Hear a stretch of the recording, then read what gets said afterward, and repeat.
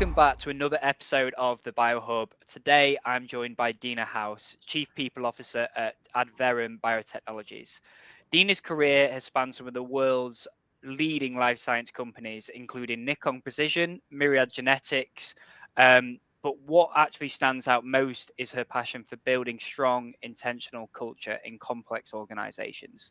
At Adverum, she was brought in with a clear mission: build the kind of people first culture that can power innovation, resilience, and long term growth, even in one of the biotech's toughest markets.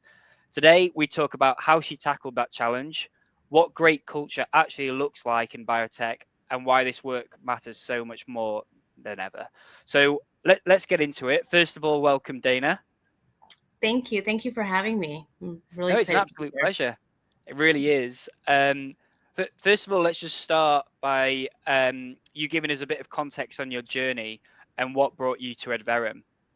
Sure. Yeah, I mean, so a lot of times with many of the companies that I started with and joined, it was typically to partner with those companies when they were going through some sort of pivotal change and trying to help them align whatever was evolving for them with their people and with their culture and with the engagement with their people, and really focusing initiatives and processes that would help their teams and their culture and the organization be more efficient and be able to kind of progress with wherever it was that the company was trying to go in their change that they were in. And so Adverum was no different. They were going through a lot of change. They were going through changes in terms of the direction of the company. They were going through some changes in terms of their leadership. And they were going through change in terms of their mission and the employees' engagement and what the employees were experiencing and feeling as well. And so that's when I was called in to help and say, is there a way that I can help the company as they were changing to the new life cycle and the new direction that they were going, and help with the engagement of the employees and with the culture, to bring it all together. And so that was what I was brought in to do. And it just was a great experience and just a perfect opportunity to kind of bring all those years of experience into this really endearing company. Yeah, I love that. And I think it was really important that we brought a guest on like you, because I think culture is important now more than ever. Mm-hmm. Like, we're in a market, people are talking more about like work-life balance and all those kind of things. So that this is obviously what you've been specifically brought into Adverum to do. Yep. When you first joined, what did that actually look like? Yeah. So when I first joined, I actually have a slide. I won't put the slide up, but when I go to conferences to talk about what it was like when I first joined Adverum, they had just um, completed their employee engagement survey. And when I put the results up on a slide, I always tell the audience, like, no, you're not seeing things. The ENPS, the Employee Net Promoter Score, which asks the question of, would you recommend this company to others? And it correlates directly to your turnover rates and your ability to hire and attract people to your company. The Net Promoter Score was -43 when I joined the company. And the bench, what you want it to be, is at around 30%. That's kind of your bench in the life sciences. And so I always tell people, like, no, you're not kidding. It was a -43. And with that, our turnover was greater than 70% at that time. I mean, it was like a revolving door. You couldn't get people in fast enough because people were leaving just as fast. And it was taking over 100 days. A rec could be open for over 100 days, if not longer, because people, who wants to come join a company like that? So it was a challenge. I mean, it did have, it was like, okay, this is going to be, quite the turnaround. Is, how invested is everybody going to be in wanting, everybody's going to have to be on board to make this change and want to make this change in this culture. So so that's where it was when I had originally joined the company. Yeah. When you talk about those changes, what were the biggest things you felt needed change, and then how did you go about making those changes? Yeah, so that's an interesting question, because I actually approached it from a little bit of a different place, because there's probably like a gazillion different places that you could change. And probably in my head, I was thinking, let's do this and that. And I approach it not from what to change, but how to approach changing. And what I thought was more important, and what I felt was more important, and what we needed to do there was to engage folks in the change. And so it was more important what the employees wanted to change and what the executive team wanted to change, and align those together. And it wasn't it wasn't going to be my culture. It wasn't going to be my change. It wasn't going to be, what I wanted. It was going to be, these are the folks that have been here. These are the folks that have lived through whatever was happening to create this negative 43 ENPS score. And it's like, what's at the core of that? And so what was more important was to facilitate that burning platform, that it's time for change. We can do it, and it's possible, and let's create the culture together that you all want. It doesn't matter what I want. It's, what do you all want? What's going to make this a place that's going to make you all want to stay, make you all productive, make you all feel the mission again of the company. And so that was the approach. And then we came up with what was our low hanging fruit, what was the long-term things that we would put in place. But so it was more, I came in to put a process and a burning platform, and to facilitate the energy to get people involved in what we're going to do. Yeah, I don't think people will realize, like, that's a pretty monumental task. To have a company that's kind of been let loose, and then bring it all back in and go, actually, what is our culture? And then try and get everyone within that business to resonate. And that's so hard. You just said, talking about the low hanging fruit. What were some of those early wins? Some of the early wins were, as simple as, like, having transparent conversations, and all hands meetings where we talked about things that were important for employees, and just updates to businesses. So it's just very, very simple things. Simple as, having clear goals for everybody, just stopping and making sure we all had clear goals and clarity around what value we're bringing in the roles that we have. And so it was really getting people to communicate and talk to each other, and anchoring down, here's my purpose, here's what I'm doing, here's why I'm here. Yeah. I suppose that's part of the battle, right? Just getting people to understand. And also, as a new face in the business, there is always going to be that element of going, well, what does she know? That kind. And then some people are just, it's a fairly new concept, culture. How do we change those behaviors? Actually just getting people to understand them. It's like, I get it. Like, it's hard.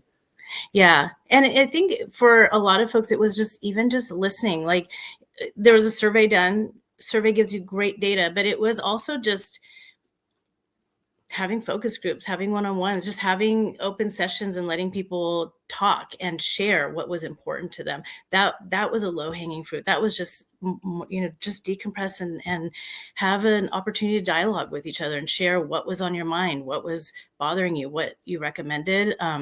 That helped with the culture and with all of that. Exactly what you're saying. It's just, people need to feel like they're part of it and involved in it.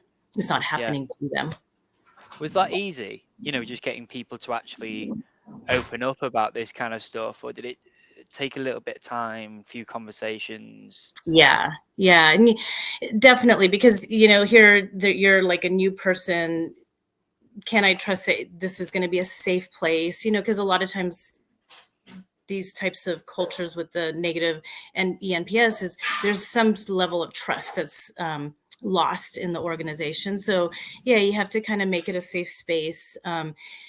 Going back and feeding back what you hear, and making sure, okay, did I hear you correctly, and not putting your own judgment and interpretation on it, and not naming people out, and just kind of finding those folks who are willing to be your champions and being the voice and pull their friends in was really important. just kind of finding the openings and not pushing, like not forcing it and not making it a mandate, but just kind of opening the door and finding who are the champions that will kind of keep bringing others along with us.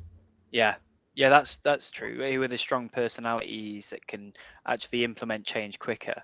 Mm-hmm. Yeah, Yeah, yeah. And then we needed to make sure our leadership team also supported, like they didn't have a preconceived notion of what they wanted and or how it was going to happen, but they also were open to this is going to be an evolution and a process, and that helped too because we were able to speak to and show we're not mandating something on everybody. This is all of our culture change. We're all going to be part of it. We're going to hear everybody's opinions.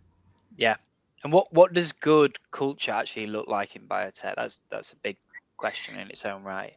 Yeah, yeah, exactly. And probably if you talk to different people, they might say different things. And it all always depends on, the company and what you want to develop and who you want to be and known for. But so, so I can only speak to the companies that I've been to and what tends to evolve for us. And the places that I've been at that seem to really have created these lasting relationships and really good return on investment, so to speak. Like you see the productivity, you see the success that happens. Collaboration is a big one. The ability to problem solve together, right? Being mission driven, being very clear as a company what the mission is, and removing roadblocks. Like you need to, being fast, not putting roadblocks where people can't get things done, but you need to be able to make decisions fast. You need to be able to have access to people at all levels to get information, to make things happen.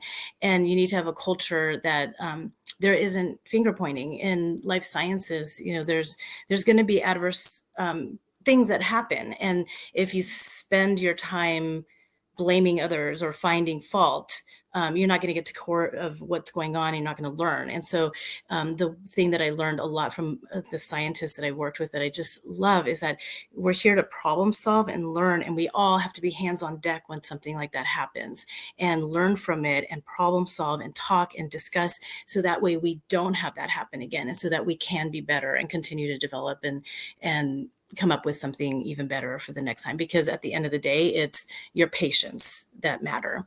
And that right back ties to, being that mission driven company, knowing what our mission is, knowing what our purpose is. Yeah, everyone's there for the same reason, right? Like Mm-hmm.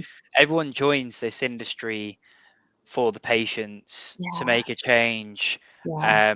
Everything else is almost secondary. Mm-hmm. Um, I sometimes find, especially with like these more niche markets, like Mm-hmm. part of the problem is actually getting people to understand how the patients live and what issues they have, and then really understanding what problems they're tackling, Mm-hmm. because then you really start to get down to the specifics of what is that mission and how are we then working as a team. Yeah.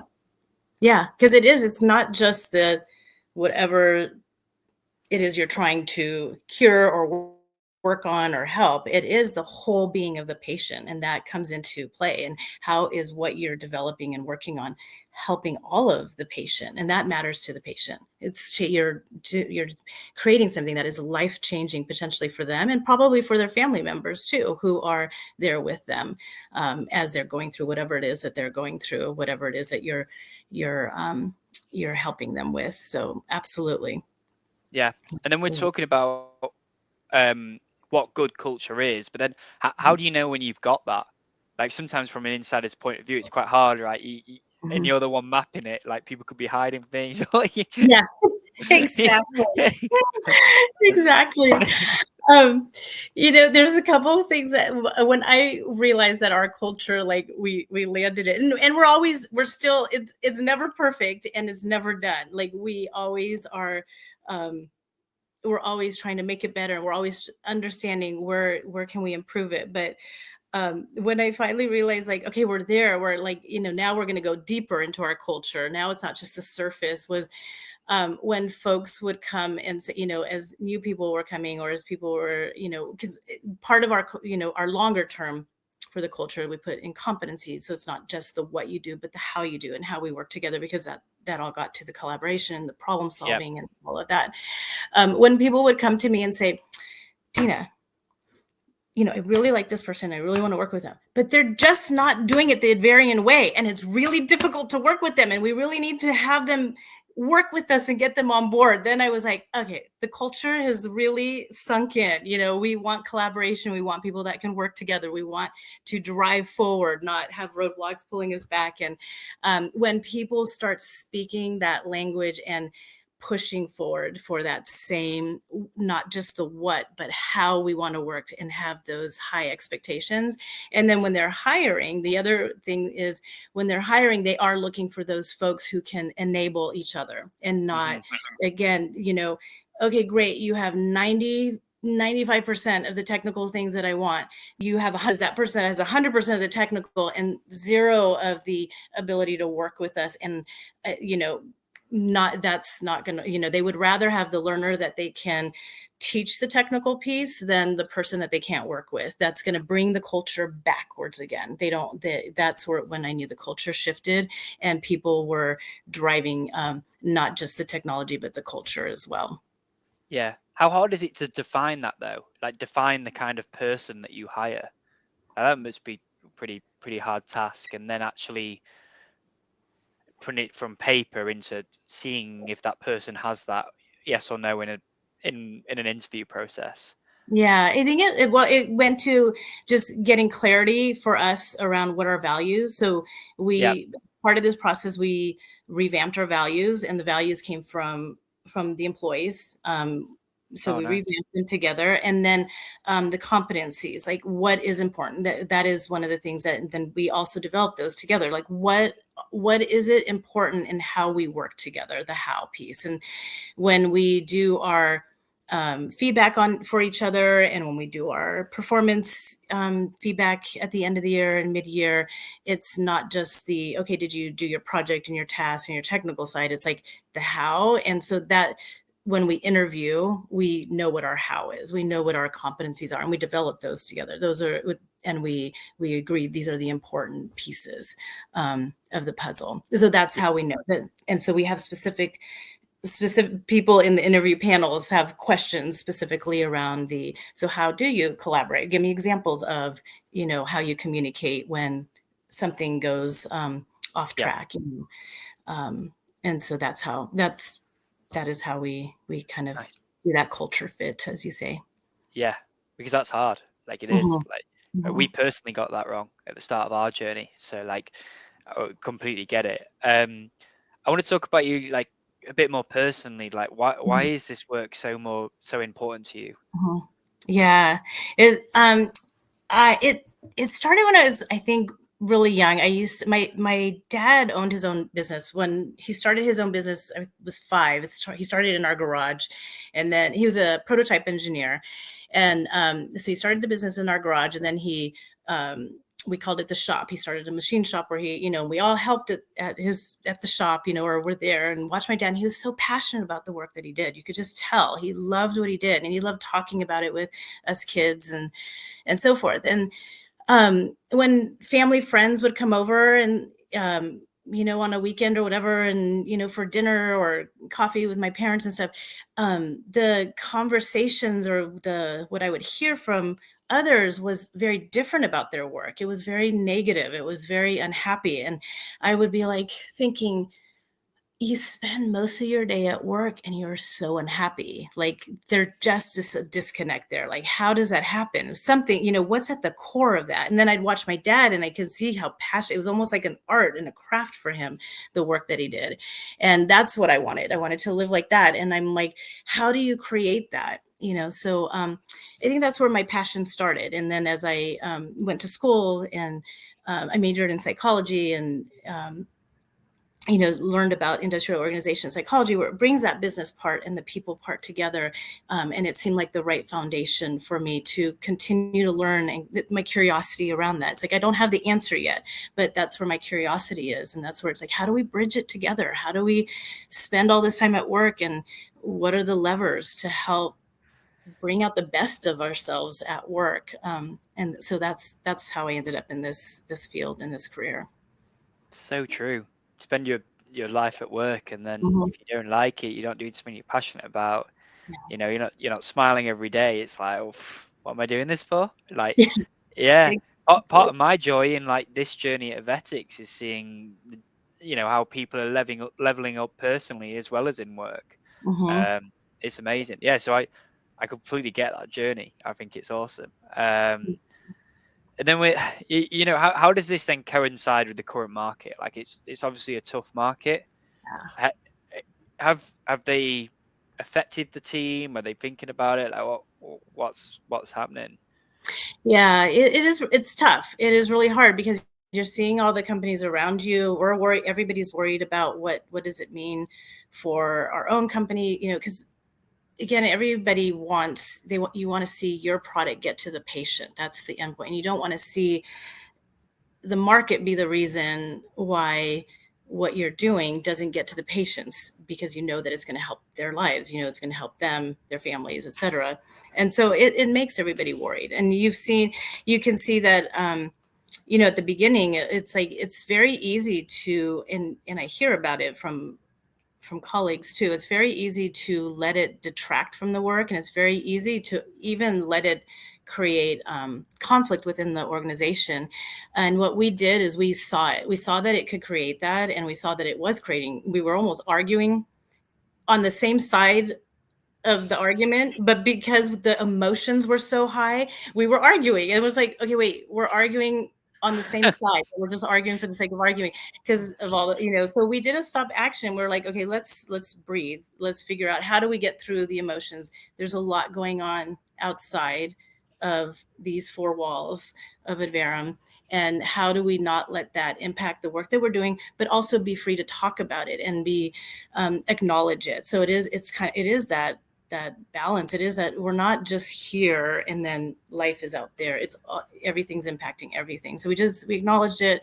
We take the time to talk about it, and we're like, okay, but we're just going to keep fighting forward and see what happens. We can't control what we can't control, but let's control what we can't control. And that's kind of how we've decided. And it's almost brought us closer together. It was pretty amazing. It almost tore us apart, but it brought us all closer together, because we're like, amazing. We're just going to take what we can control and keep going forward. Yeah. How transparent are you as a business, just in terms of how things are going, with especially in this time? Like, I suppose people are asking for it a lot. Yeah, we are pretty transparent about where we are, what's the impact, what we're doing, how we're trying to manage it. So yeah, I mean, you can't, we're part of what's going on in the world, so we're not going to hide and pretend that we're not. And so we have those conversations, and we try to share where we are at, what we're doing, what we're trying to do to survive in it. So yeah, it's really important. As like everyone else, and like I think you compare Adverum to the market, and you're in a good place in comparison. Like, yeah. We're hoping, yeah. I mean, it fluctuates all the time. It depends on the One day you're like, we're smashing it. The next day, like, whoa, what are we gonna do? Yeah, exactly. So it just depends, on what day, what time of day. Yeah, let's move it on to my final question, and one that we ask every guest, and that's, if you could be sat next to anyone at a dinner party, dead or alive, who would it be and why? Yeah, this one, I'm going to try not to make it too sad, because it is I'm going to bring it full circle, because as I get older, I get a little bit more emotional. But yeah, my dad again. Yeah, so he is alive, but he has dementia, so can't really have the conversation. But because I started this career watching him, and he was the one that inspired me, I don't think I ever actually told him that's why I went into this career. But I would love to be able to, now that I've had these years of experience and at these different companies, to be able to have that dialogue with him. Like, what was it that created that passion for him? Was it maybe it was from his childhood and the different appreciation, who knows, and I would love to be able to have that dialogue and to continue to learn and, ask those questions and just kind of talk about the concepts. So that's who I would love to have that dinner conversation with right now. That's an incredible answer. I love that. Yeah, and I love this whole podcast. I think it's super inspiring. Thanks. Yeah, look, thank you so much for coming on, Dena. You're so welcome. Thank you for having me. This has been a lot of fun. It's been nice to reflect back and just to kind of go through this. I love your questions. This was really, really amazing. Thank you. Amazing. So good to hear. And look, everyone, please like and subscribe to the BioHub, and thank you so much again. Thanks.